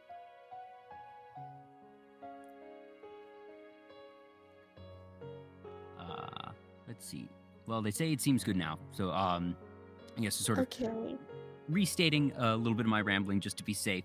Um, Yeah, okay, they can hear us now, so we might have actually cut out for a minute there. Uh, Yeah, Sorry terribly about sorry. that, guys. No, it might be my tech as well because I work with a bit of a potato. It says there were no drop frames, but I could easily believe that it's something on my end as well. Anywho, do you I can mentioned repeat it. that you were talking about just the sort of incremental improvements, and the next question I had was just differences that you've noticed in your everyday life. Yeah, in my life right now, the environment I'm living in, like I don't have a lot of freedom. Um, but streaming made me feel like I can be myself. The freedom to do what I want, be happy, and just makes me more brave. In real life, it makes me figure out what I want to, who I want to be, what I want to do. It just makes me braver. And yeah, streaming made me felt that freedom. I don't know if that makes sense. Oh, it definitely makes sense, and I think it's not something that is entirely unique to you. That I know a fair number of people who have really been able to take the things that they've learned, in some cases, very specific skills, whether it be rigging or audio engineering, and apply it in real life. But Yeah. others have just, like you said, found that they have come out of their shell a lot. And some people began streaming out of the conscious effort to see that difference, as you did. Others wound up in it accidentally and just started streaming because they like content creation, and then found themselves becoming more social because they might have thought, all right, I'm just going to be an individual streamer and not really do collabs, but now they Yeah. have either they're on stream teams or that they frequently collaborate with others,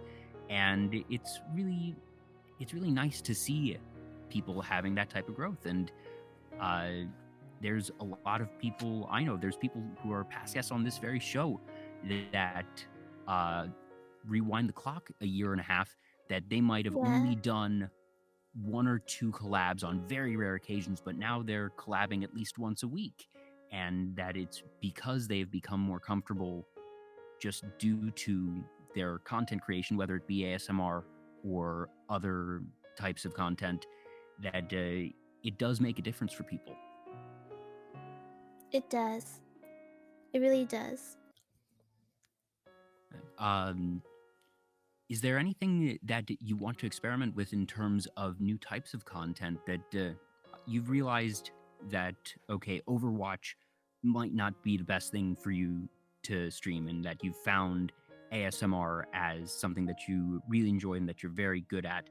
Um, have there been any either genres of other games, that aren't FPSs, that might not be competitive, or other types of content creation outside of ASMR that you've been considering experimenting with? I do like arts and crafts, so I wanna be able to probably one day do some art or some crafts, or probably both. Build stuff on stream, paints, uh, like Mm. make little mini houses, stuff like that, or cooking. Cooking is fun. Cooking, perhaps cooking, or stuff like that. I do want to do more creative stuff. That's for sure. Absolutely. And that's actually an area I've seen a lot of people getting into recently, whether it be art. I've seen people doing gunpla building streams, or just, like I said, sort of painting, arts and crafts. And there's a lot of potential there. And Yeah. cooking in particular, it takes a complex setup for that, because you need to have, obviously, all the ingredients prepared, and either the hand cam set up in a way that people can see all the different things that you're working with. But it's you there's the reward for the investment in terms of the time, effort, and tech for putting on streams like that, for cooking streams, because some of that can be really fun, really exciting. That cooking videos, even on YouTube, sometimes are just a fun thing to watch because you like seeing that type of stuff, and being able to watch someone do that live, even more so, and especially if it's Yeah. a content creator that you already enjoy. Yeah, hopefully one day I'll be able to do it. when it comes to cooking, even if it's not on stream, do you have any favorite things to make? I I'm still learning at the moment. I almost made a toaster explode, but Oh I'm no! I'm getting there. I'm getting there. I'm getting there. I'm very clumsy, so nobody wants me in the kitchen. But I tell myself I got this. I won't start a fire. I promise. Well, a comedy cooking stream would still be entertaining. I always tell chat, have your phone ready. Call 911 if something happens to me. You know. If memory serves, Yozo actually had a cooking stream. It was a couple of weeks ago, Oh where she yeah, may or may not YOLO. have caused the fire alarm to go off. Well, I think she told me like 3 or 5 fire trucks came. Like, what the Oh my heck? What goodness, I didn't happened? realize it actually escalated that much. I knew that the fire alarm Yeah, had gone off. I it was didn't so realize that there was funny. actually a fire department response on that level. Yeah, I don't know what happened, but that's really funny. But I'm Oh glad she's no. okay though. Yeah, definitely glad that her house did not burn down. Yozo is fine. Nothing actually caught fire. There was just, a bit of smoke that got the alarm, and I suppose, hey, at least we know the fire alarm system works. And then 5 fire trucks came Yeah. Hey, while she was this was a streaming. very What productive happened? test. Right? Oh, it was an air fryer stream. Okay. Oh dear. Wait, Twitch Mhm. reposted that? I missed that. I'm gonna have to look that one up. Oh dear. Wait, I didn't know Twitch reposted. That's so funny. Yeah, I'm gonna have to look that up too. Yeah. Well, hey, there you go. Just goes to show that you don't need to be good at cooking at all to have successful cooking streams. Well, we had comedy ASMR. Maybe next up, comedy cooking. Let's do this. Yeah, yeah. That could just be a whole scenario of the silly cook who is doing things, and Yeah. I certainly wouldn't want fire alarm ASMR. I don't think that would be particularly enjoyable, but there's any number of directions you could take, whether it be using different ingredients. There's a lot of different sounds in the kitchen, like a whisk in a metal bowl. I always associate it's a very iconic sound, I think, for working in a kitchen, Yeah. or the whir of a blender, or really anything, just chopping vegetables. That there's a number of things you could do there with that. So who knows, maybe that's the next thing from Rina. A maid roleplay, cutting vegetables. I'm just kidding. But yeah, something like that. Mm, do you have any favorite meals to eat that if there's no limit on the budget, that you can have whatever lunch or dinner you want and you don't have to worry about preparing it So yourself? many. I love food. Food is love. Food is life.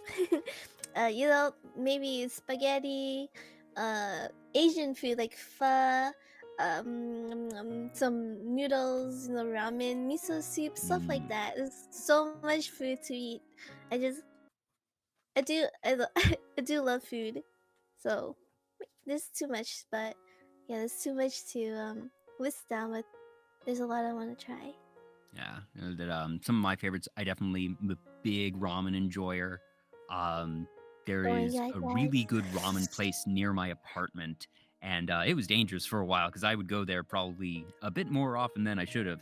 Um, and I do like the nudes, yes. Mm, I've cut back a fair bit, but it's that finding a good ramen place or finding a good pho place, since every area, every city, every town is going to have different restaurants, and going out and just exploring and seeing what there is Yeah, out there, because like you said, there's so much good food out there, and really discovering what it is that you enjoy is just a fun experience in and of itself.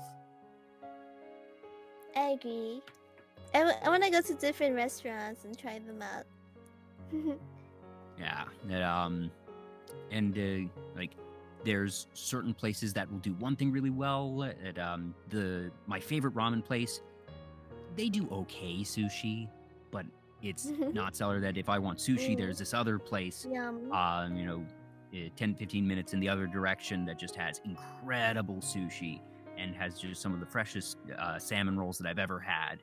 And being able to sort of Mm. learn, all right, what does each restaurant do particularly well, or even becoming a regular. There's nothing like going to a restaurant where they know you and they know your order. That would be cool. That would be so cool. Yeah, I've only had that, I think, twice. And one of them was for that ramen place that they always knew when I walked in that it was a bowl of the house ramen and salmon I'm so onigiri. drooling right now.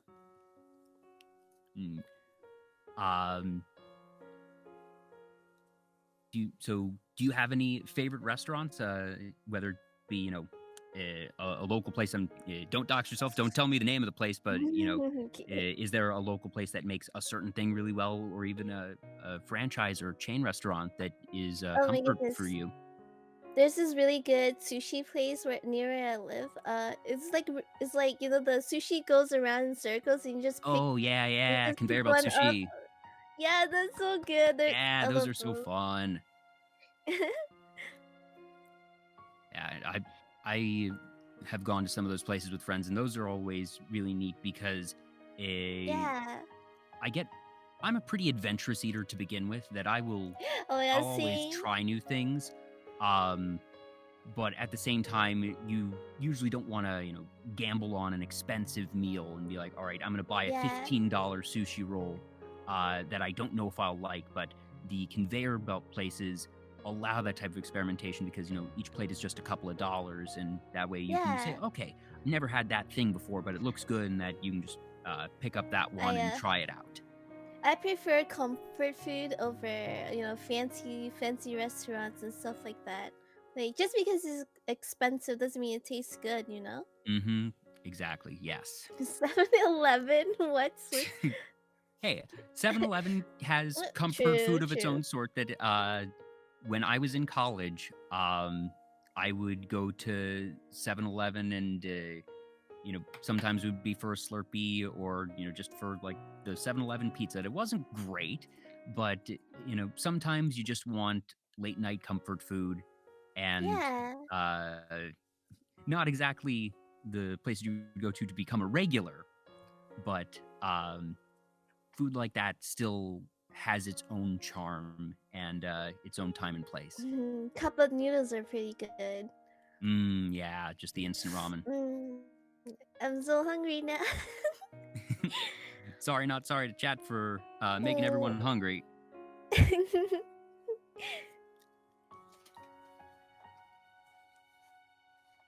Or just bring. I figured out that I thought the chat was part of what was causing the lag. I'm bringing things up again, see if this works. Okay, there we go. Oh yeah, MaxPit says 7-Eleven in Asia is on another level that I know. I wanna see. The Konbini Store Wars in Japan is its own thing with I think it's 7-Eleven, Lawson, and Family Mart. I think I'm blanking on the third. Family Mart. Ooh. Maybe it's a different one. I wanna travel. But they have they take convenience stores to the next level. And, is there any place that you would want to travel to, whether it be for food or just sightseeing? The first thing on my mind is always the food, and then it's the buying cute stuff, But I do want to go to Japan, Korea. Where else? I want to go to Italy, Paris. The city of romance. Is it? Ah, yes. Where else do I want to go to? I think those three are my first favorite ones, and Hawaii is fun. I don't know about Hawaii. I went there before, but I would love to go again. Ooh. Never been to Hawaii. That I've had the opportunity to go on a cruise once that stopped at a couple of islands in the Caribbean. So Yeah. not exactly Hawaii, but that type of tropical environment is definitely a nice one. But I want to actually go to Hawaii sometime. Just it's such a unique culture, and that they definitely have their own cuisine there as well. I want to go to Tokyo Disneyland, places with good scenery and take a bunch of selfies. Yes, definitely. Yeah. Those will be fun. Yeah. And, fingers crossed, knock on wood, seems like we're starting to finally get back to a point where that type of travel is going to be viable again. We're not quite there yet, but Yeah, not certainly quite. closer than we were a year or two ago. So hopefully things continue to improve and that travel will be something that people can really do again.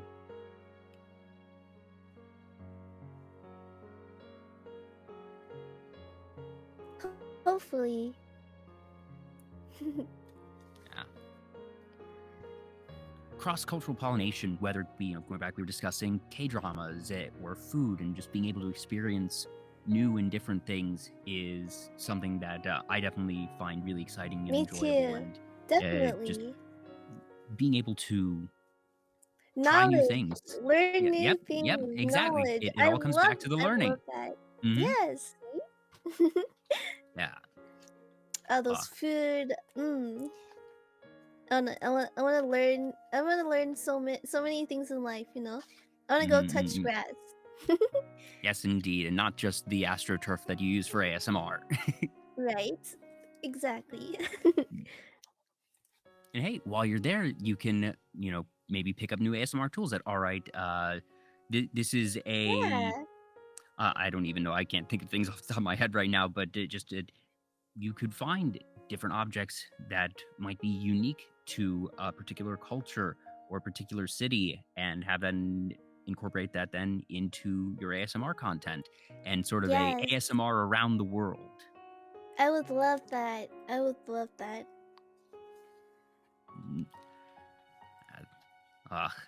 Dang it, now I want to travel. Now I want to travel. Me too. Take me with you. Take me with you. Yeah, all right, chat. Time for everyone to book some flights. Let's go. Okay, Going let's on do a chat. We're gonna road go trip. together. Chat road Hey, trip. let's go. Hey, there's another ASMR scenario. The road trip. A road trip ASMR. Mm-hmm. Oh, the Gosh, singing there's so bowls many in things. Nepal. Oh my goodness, Ooh. yes. Yeah, Okinawan clay bells. Yeah, exactly that type of thing. That Stop it, Switch. I'm craving now. I'm craving now. Goodness, we've already been at this for a little over 2 hours now. Whoa, and really? I didn't even notice. Wow. And you mentioned that you have Doctor Strange to be getting to, so I don't want to hold you too much longer, but I have a couple last questions that I always use to sort of wrap things up, ones that I ask all my guests. Okay. The first is, do you have any goals for the rest of the year? That we're now in the 5th month of 2022, and there's a little more than half left. Whether it be a stats-based thing of numbers on stream or followers on Twitter, or a more milestone-based goal in terms of I want to do this type of content or have this type of stream, or even if it's a more nebulous thing of I want to improve on X, Y, and Z. What do you have any goals for the rest of the year? Speaking of stats, I do want to try out for a YouTube partner, but mainly I want to finish school as much as I possibly can. I was supposed to graduate this year, but yeah, things happen, but I want to finish school as much as I can, finish those classes, continue to develop my online content, expand to YouTube, become YouTube partner, hopefully, and possibly find more time to relax because I'm so focused in school and my content, and I would love to, love myself more, find more relaxing things for myself. And don't work too hard all the time. Stop being late to streams, because I'm always I'm always stressing out being late to streams, and better time management, be healthier. I do want to spread more, make a difference somehow, one way or another somehow. Spread positivity, more love, more stuff like that. Help people out. I do want to be able to do something with that. Yeah.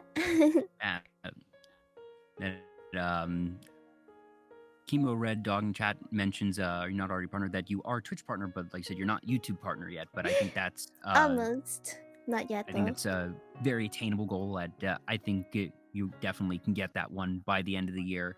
And as for Hope you so. said making a difference, creating positivity, and all that. That you are absolutely already doing that, and that I think you're just doing a wonderful job in general with your content, and Thanks, Jay.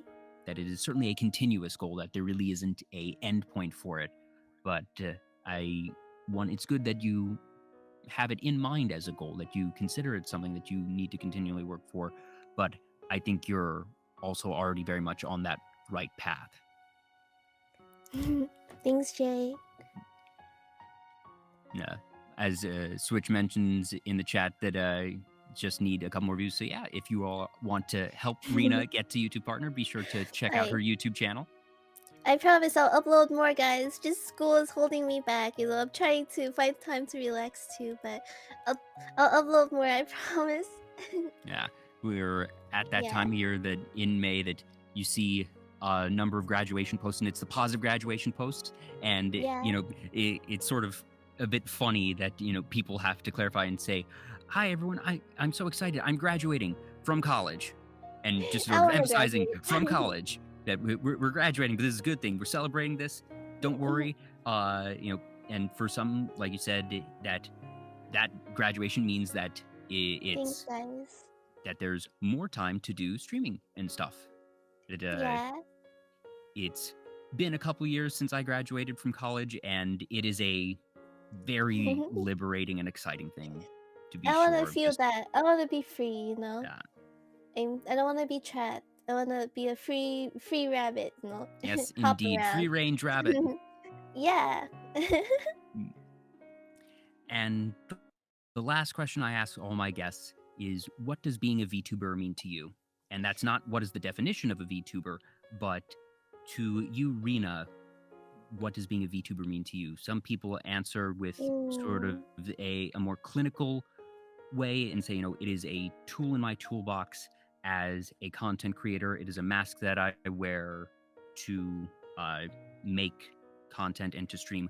Others have a very personal answer and will say, it lets me get in touch with my inner child, or it lets me be someone that I can't be in real life. Oh, wow.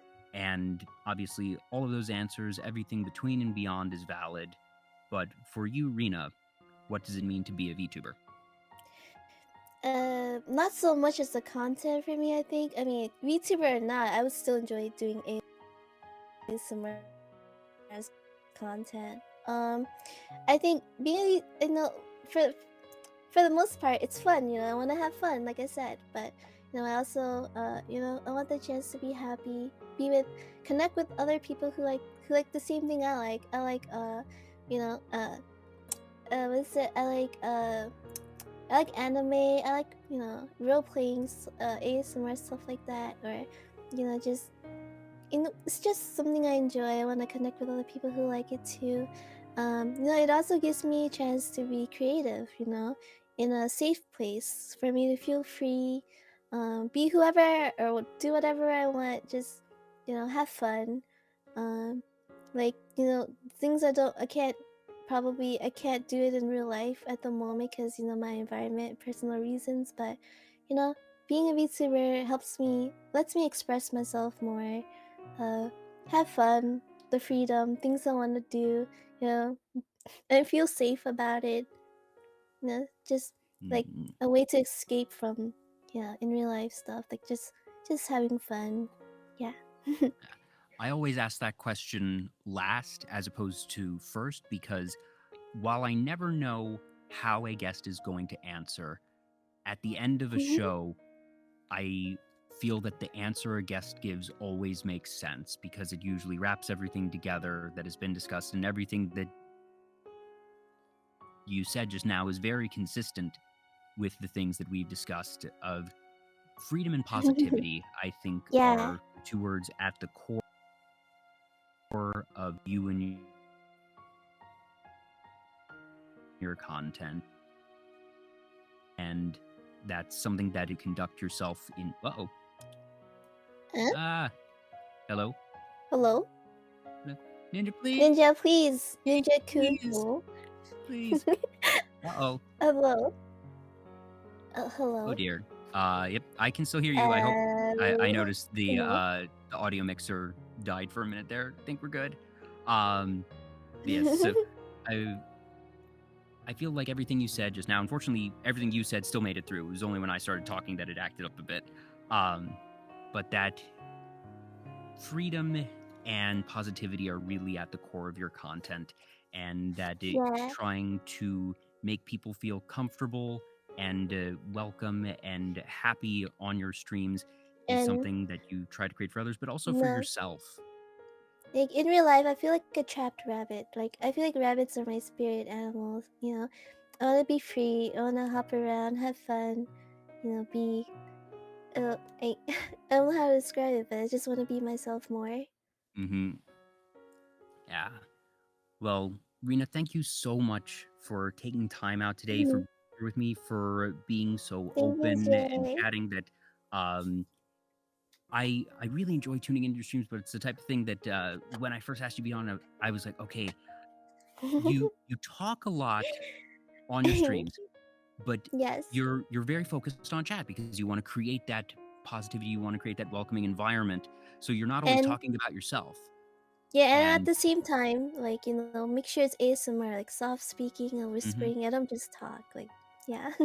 yeah, so I'm really honored that you are one comfortable enough to come on my show and to be able Mhm. to talk like this because I recognize uh, I feel more this is a bit comfortable. yeah, that is different from what you do during your regular streams. So thank you so Yeah. much. I had a blast. Thank you to everyone who Thanks for tuned in. inviting me. Thank Um, you, Jay. Thank you, uh, everyone. as we wrap up, is there anyone you would like us to raid? Um, While you're looking, Switch, would you help me on that because I mm, I'm not really sure. also some last follows. Andy the Dork, sorry I missed yours a little while ago. Dragon Eater 884 and Neko 048. Thank you all so much for the Mhm. follows. Thanks for Uh, the follows, guys. Welcome, yes, welcome. and one more time, be sure to follow Rina if you're not already. If you feel so inclined, you can follow me as well here on Twitch and Twitter. Like I said, I do these shows about once a week. Rina is going to be a much more reliable and consistent content creator that you stream a good Thanks, 5 days a guys. week. That you're definitely up there. Looks like Tana, yeah, absolutely. Actually, it's Tane, funny. good She, choice. yeah, no, she actually rated in on the show I had earlier this week. After she had been on another talk show, so this actually comes full circle. Really Ooh, great. Yeah, I know it's Tana is perfect. doing her own, I think, pre Mother's Day stream if memory serves. So I have Oh a little wow. outro I'm gonna play, but we'll be raiding into Tane. So be sure to Let's do spam this. lots of Rina's emotes because I don't have any. But again, thank you all so much for tuning in. I hope you enjoyed, and Rina, I hope you enjoyed as well because I don't know about you, I but did. Thank you the so much, Jay. this has been a ton of fun, and I look forward I to agree. seeing your continued growth. Like I said, if I had to put down some money, I would bet that you're going to have YouTube partner by year's end, and I I'm hope sure that so. with school graduation coming up, don't worry, Thank you, not Jay. VTuber graduation, that school graduation coming up, that the best is yet Oh, to come for yeah, you. school graduation. Yeah, and that I'm sure we're going to continue to see wonderful, wonderful things from you. Thank you, Jay. You as well. Thank you. And thank you once again to everyone in chats. Shout out Bye, to Switch Cat guys. for helping all day. Once again, thank you for putting up with our little bit of scuff today. Hope you enjoyed the show. Have a Bye great rest of your now. day, and we will see you all next time.